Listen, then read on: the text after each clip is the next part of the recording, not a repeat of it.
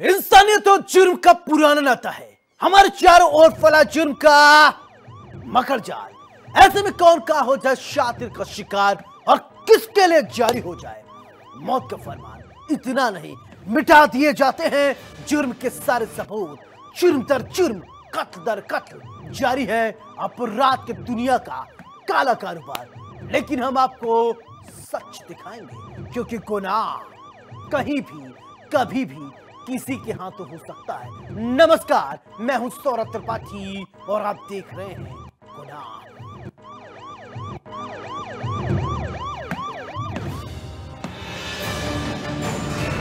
हर गुनहगार को होगा पर्दा फाश। डर के साए में अपराधी गोलियों की तड़तड़ाहट, डर और दहशत।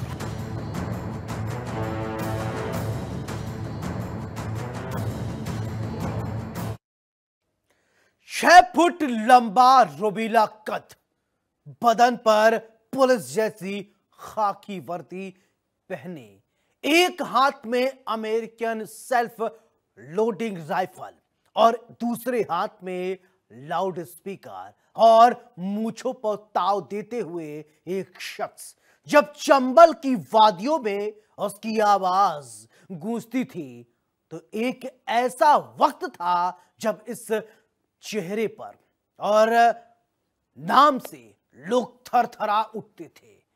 अपहरण, लूट, हत्या जैसी तमाम वारदातों के इल्जाम से घिरे मलखान सिंह का सामना करने में पुलिस भी थरथराती थी। न सिर्फ एक राज्य की पुलिस बल्कि 3 राज्य की पुलिस, राजस्थान, उत्तर प्रदेश, मध्य प्रदेश पुलिस के पसीने छूट गए। उस दौरान में मलखान सिंह सत्ता और सरकार दोनों के लिए परेशानी का सबब बन चुका था। लेकिन 70 और 80 के दशक में आतंक का वो चेहरा आज एक नए अवतार में है। इस रिपोर्ट में हम आपको दिखाएंगे कि दुर्रांत डकैत मलखान सिंह की वो काली कहानी, जराइम की वो कहानी जो पुलिस के लिए सिरदर्द बना हुआ था, जो पुलिस के लिए इतना ज्यादा परेशानी का सबब था कि पुलिस समझ नहीं पाती थी कि आखिरकार मलखान को पकड़े कैसे। रिपोर्ट देखिए।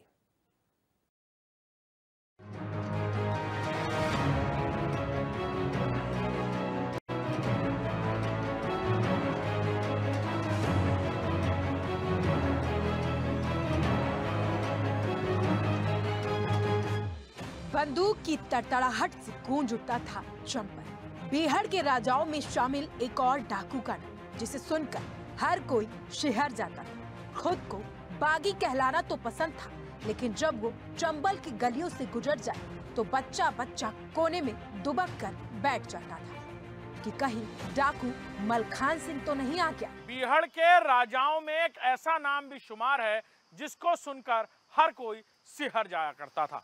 आलम तो ये था कि जब वो नाम चंबल की गलियों से गुजरता था तो बच्चा बच्चा दुबक कर कोने में बैठ जाता था, ये सोचकर कि कहीं डाकू मलखान सिंह तो नहीं आ गया।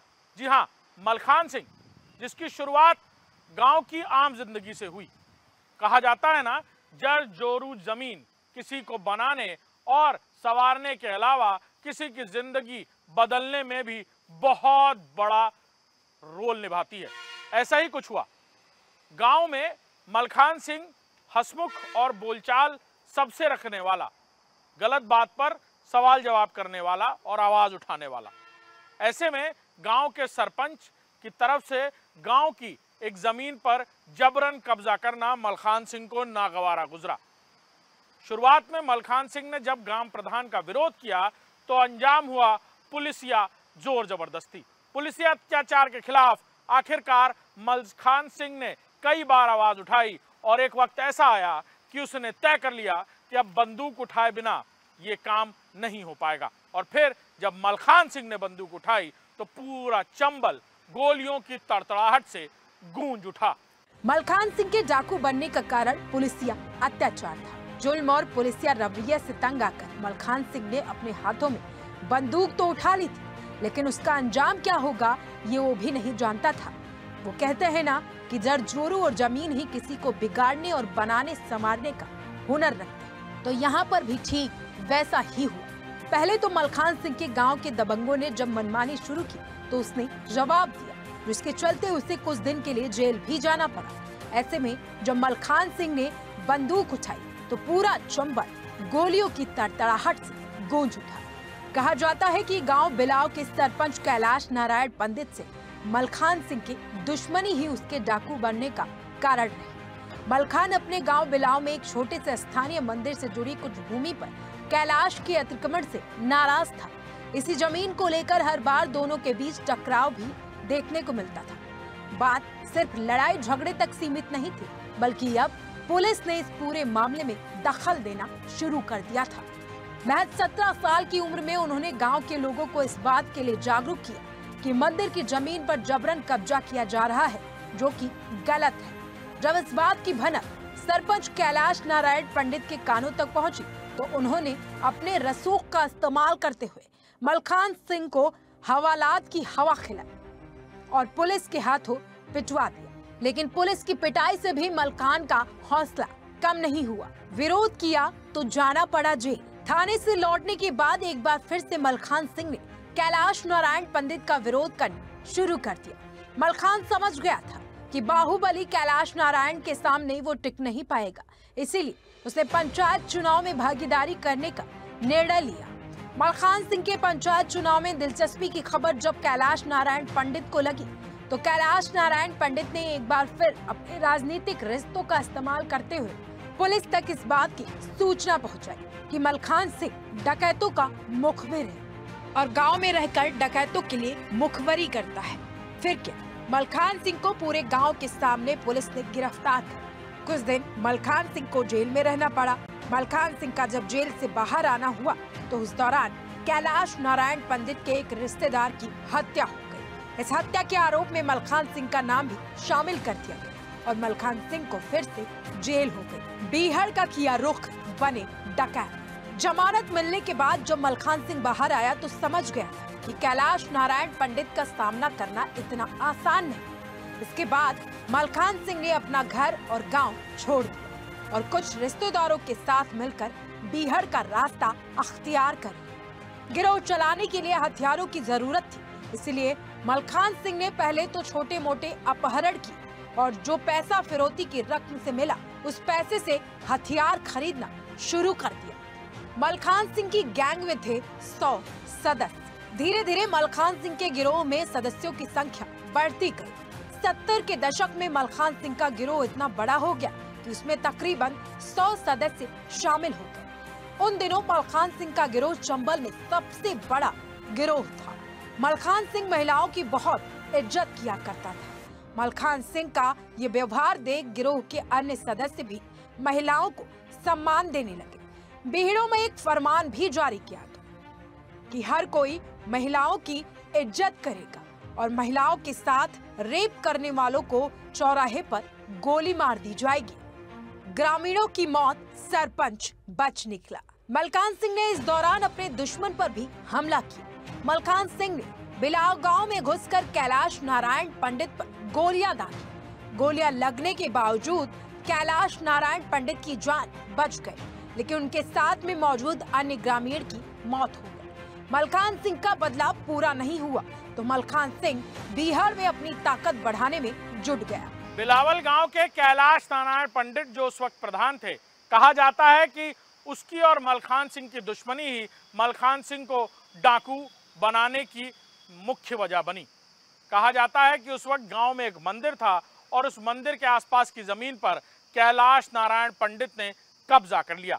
मलखान सिंह ने गांव वालों को बताया कि कैसे गांव के मंदिर पर यह प्रधान कब्जा कर रहा है। गांव के लोगों ने मलखान सिंह के साथ मिलकर आवाज उठाई और एक आंदोलन शुरू हुआ। ये बात जैसे ही प्रधान के कानों तक गई कि सबके पीछे की वजह मलखान सिंह है, उसने अपने रसूख का इस्तेमाल कर मलखान सिंह को काल कोठरी के पीछे भिजवा दिया। इतना ही नहीं, पुलिस वालों से जमकर मलखान सिंह को पिटाई भी लगवाई, जिसके बाद मलखान सिंह जब जेल से छूट के आया तो वो समझ गया कि वो आसानी से इस प्रधान से नहीं लड़ पाएगा। लिहाजा मलखान सिंह ने अब बंदूक उठा ली। परिवार के कुछ लोग साथ में मिलकर एक छोटी सी गैंग जो अलग अलग बीहड़ की खाक छानने लगे। शुरुआती दौर में मलखान सिंह के पास लोहा लेने के लिए हथियार भी नहीं थे, लिहाजा मलखान सिंह और उसकी एक छोटी सी गैंग ने मिलकर, जो परिवार के ही लोगों से मिलकर बनी थी, उन्होंने अपहरण करना शुरू किया। अपहरण की कुछ घटनाओं से मिले पैसे के दम पर उन्होंने हथियार खरीदे और धीरे धीरे मलखान सिंह ने इस गैंग को बढ़ा चढ़ाकर 100 सदस्यों वाली गैंग कर दिया। एक वक्त ऐसा भी आया जब पूरे बीहड़ में इससे बड़ी गैंग किसी की नहीं थी। मलखान सिंह ने धीरे धीरे बीहड़ में अपना दबदबा कायम किया और फिर वक्त आया जब उसे अपने दुश्मन से बदला लेना था। प्रधान पर हमला किया गया, लेकिन इस हमले में प्रधान बच निकला। गांव के कुछ लोग इस हमले में मौत के घाट उतार दिए गए। बार बार मलखान सिंह ये सोचता रहा कि आखिर क्या करे जिससे वो अपने दुश्मन को मौत के घाट उतार पाए। गैंग के लोगों ने कहा कि ताकत और बढ़ानी होगी। बीहड़ में अलग अलग इलाकों में जाकर मलखान सिंह ने गैंग को और बड़ा करने की कोशिश की और वक्त ऐसा आया जब मलखान सिंह बीहड़ का सबसे बड़ा डाकू बन गया। जिसके बाद मलखान सिंह ने अपनी दुश्मनी भी निभाई और कैलाश नारायण पंडित को मौत के घाट उतार दिया। बदला पूरा कैलाश नारायण पंडित का मर्डर। मलखान सिंह का रसूख और उसका आतंक चंबल के बीहड़ों में बढ़ता जा रहा था, लेकिन पुलिस के हाथ उन तक नहीं पहुंच पा रहे थे। मलखान सिंह अपने दुश्मन को भूला नहीं था और एक दिन मौका पाकर उन्होंने एक बार फिर कैलाश नारायण पंडित पर हमला किया और इस बार बदला पूरा हुआ। कैलाश नारायण पंडित की हत्या कर दी गई। कैलाश नारायण की हत्या तो हो गई थी, लेकिन गांव के मंदिर की जमीन पर अभी कैलाश के परिवार का कब्जा था। 100 से अधिक केस दर्ज। बीहड़ में अपना नाम सबसे ऊपर करने के बाद डाकू मलखान सिंह के पास मौका था पुलिस से आए दिन हो रही मुठभेड़ों से बच निकलने का। लिहाजा अलग अलग राज्यों में मलखान सिंह पनाह लेता रहा। एक वक्त ऐसा आया जब पुलिस से कई सारी मुठभेड़ें होने लगी और गैंग के कई लोग मार गिराए गए। ऐसे में मलखान सिंह ने सरकार के सामने शर्त रखी कि अगर अर्जुन सिंह सरकार, तत्कालीन मुख्यमंत्री अर्जुन सिंह, गांव की उस जमीन को खाली करा देंगे जिस पर प्रधान के परिवार ने अभी तक कब्जा कर रखा है, तो मलखान सिंह सरेंडर कर देगा। तत्कालीन मुख्यमंत्री अर्जुन सिंह ने यह बात मानी और गांव में जाकर उस जमीन को उन लोगों से छुड़ाया गया और उस जमीन को, जो मंदिर की जमीन थी जिस पर प्रधान के परिवार ने कब्जा कर रखा था, उसके खाली होते ही मलखान सिंह ने अपनी गैंग के साथ उस दौरान सरेंडर किया। जिसके बाद सरकार ने मलखान सिंह को एक जमीन दी और तकरीबन 7 साल तक जेल में सजा काटने के बाद जब मलखान सिंह बाहर आया तो सरकार की तरफ से दी गई उस जमीन पर ही मलखान सिंह खेती करने लगा। मलखान सिंह पर तकरीबन 100 से अधिक मामले मध्य प्रदेश, उत्तर प्रदेश और राजस्थान के थानों में दर्ज हुए। इनमें 17 हत्या, 28 अपहरण और 19 हत्या के प्रयासों जैसे संगीन धाराओं में मामले दर्ज किए गए। मलखान सिंह के आतंक से परेशान होकर पुलिस ने उन पर 70,000 रुपए का इनाम घोषित कर दिया था। मलखान सिंह ने किया था सशर्त समर्पण। तत्कालीन अर्जुन सिंह की सरकार की तरफ से मलखान सिंह के समर्पण करवाने का प्रयास किया गया। मलखान सिंह ने शर्त रखी कि मंदिर की जमीन से अधिग्रहण हटवाया जाए, जिसके बाद अर्जुन सिंह की सरकार ने मलखान सिंह की शर्त मानकर जमीन पर अतिक्रमण हटवा दिया। जिसके बाद अब चंबल के बीहड़ों में आने का मलखान सिंह का उद्देश्य पूरा हो गया। 15 जून 1982 को मलखान सिंह अपने पूरे गैंग के सदस्यों के साथ तत्कालीन मुख्यमंत्री अर्जुन सिंह के सामने सरेंडर कर दिया। आत्मसमर्पण के बाद 6 साल मलखान सिंह जेल में रहे। इसके बाद वे जेल से बाहर आ गए। मलखान सिंह के जेल से बाहर आने के बाद सरकार ने उन्हें गुना जिले के आरोन तहसील के सुन गयाई गांव में खेती करने के लिए जमीन उपलब्ध कराई और अब मलखान सिंह आम जीवन जीने के लिए इसी गांव में रच बस गए। पत्नी सरपंच मलखान सिंह कांग्रेस में शामिल। राजनीति में अपनी किस्मत आजमाने के लिए मलखान सिंह ने पहले तो भारतीय जनता पार्टी को चुना और पार्टी के लिए चुनाव प्रचार भी किया। 2014 में हुए चुनाव को लेकर इलाके के लोगों से बीजेपी को जिताने की अपील भी की। इतना ही नहीं, बीते साल हुए नगरीय निकाय चुनाव में मलखान सिंह की पत्नी ललिता सिंह उनके ही गांव से निर्विरोध सरपंच चुनी गई, लेकिन अब मलखान सिंह का बीजेपी से मोह भंग हो गया और उन्होंने कांग्रेस पार्टी का दामन थाम लिया। Bureau report, India news, Uttar Pradesh, Uttarakhand. Amethi तो वैसे राजनीतिक रसूख के चलते चर्चा में रहती है, लेकिन अब किसी और वजह से पूरे देश में चर्चा का विषय बनी हुई है। वजह है वो मतलब पति पत्नी के बीच में वो की एंट्री होने से एक बार फिर से अमेठी दहल उठा है। पूरा इलाका चीख पुकार में तब्दील हो गया है। अब आप सोच रहे होंगे कि चीख पुकार क्यों मची है। जीजा साली के प्यार में कोई और बाधा बन रहा था। रोक टोक का ये पूरा मामला, ब्लैकमेलिंग का ये पूरा खेल और उस शख्स की ये हरकत उसे मौत के दरवाजे तक लेकर आई। कुल मिलाकर अगर कहें तो जीजा से साली को प्यार था, फिर किसी तीसरे की हत्या कर जीजा मौके से फरार हो गया।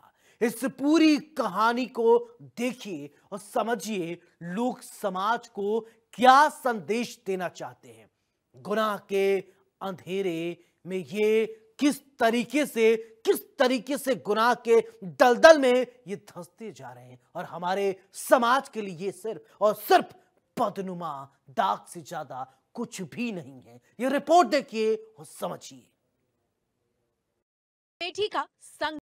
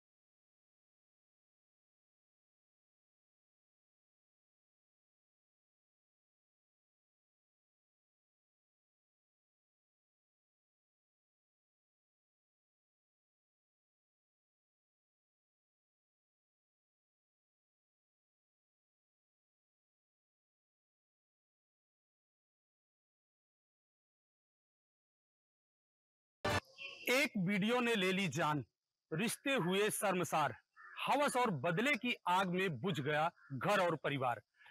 अमेठी के संग्रामपुर थाना क्षेत्र के पूरे रामापुर चौहानपुरपुर गांव में एक 22 साल के युवक की बेहद क्रूरता से हत्या कर दी गई।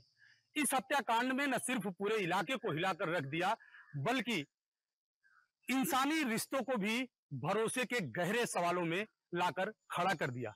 4 जून 2025 की सुबह गांव के ही एक पशुपाला में सागर कोरी का खून से लथपथ शव मिला तो पूरा गांव दहल उठा। हाथ पैर बंधे हुए, मुंह में कपड़ा ठूसा हुआ और गले पर कुल्हाड़ी के निशान। यह सब कुछ किसी फिल्मी सीन जैसा लग सकता है, लेकिन एक भयावह हकीकत थी। परिवार का रो रो कर बुरा हाल था और गांव में मातम का माहौल। सूचना मिलते ही संग्रामपुर पुलिस और फील्ड यूनिट मौके पर पहुंची और शव को पोस्टमार्टम के लिए भेजा गया। मृतक के चाचा की तहरीर पर अज्ञात के खिलाफ संग्रामपुर थाने में मुकदमा दर्ज कर लिया गया। पुलिस अधीक्षक अपर्णा रजत कौशिक ने खुद मौके का मुआयना किया और जांच का सर्वोच्च प्राथमिकता दी और इसी तत्परता का नतीजा रहा कि महज 24 घंटे के अंदर सनसनीखेज मर्डर मिस्ट्री पर पर्दा उठ गया।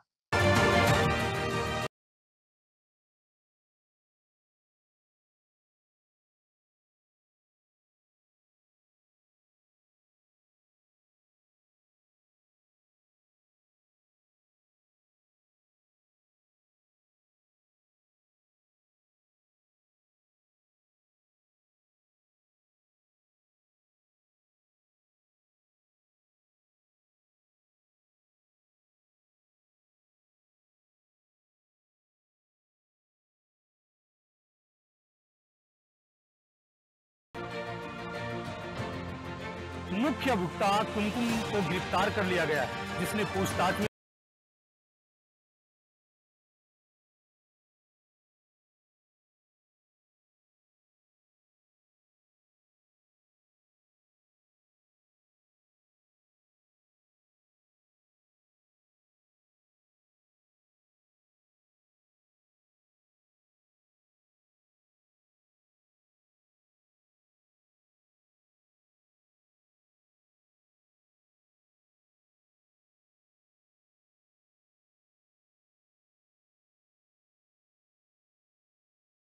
गोबर से लीपकर पूरी तरीके से सबूत को मिटाने की कोशिश भी की गई।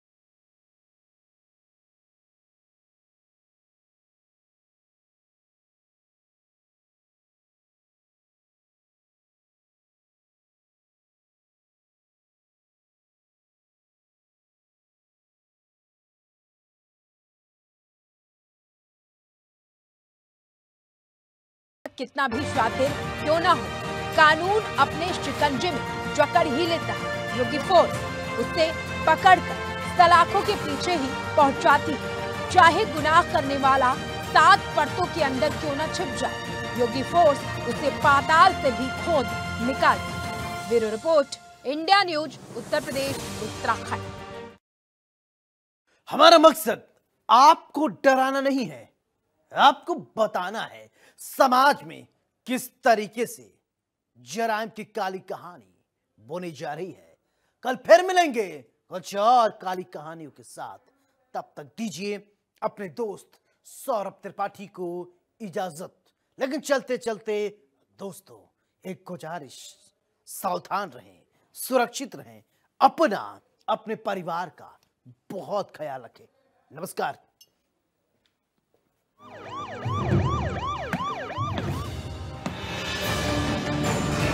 हर गुनहगार को होगा पर्दा फाश।